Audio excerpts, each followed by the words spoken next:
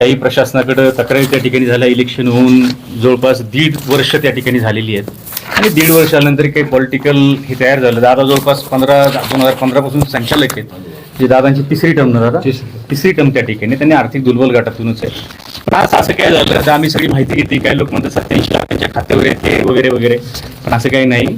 आम्ही त्याच्यामध्ये वकिलांशी देखील चर्चा केली की बाबा याच्यामध्ये तुमच्या खात्यावर किती पैसे हा महत्त्वाचा मुद्दा नाही, तुमचं बॅलन्स शीट काय सांगताय.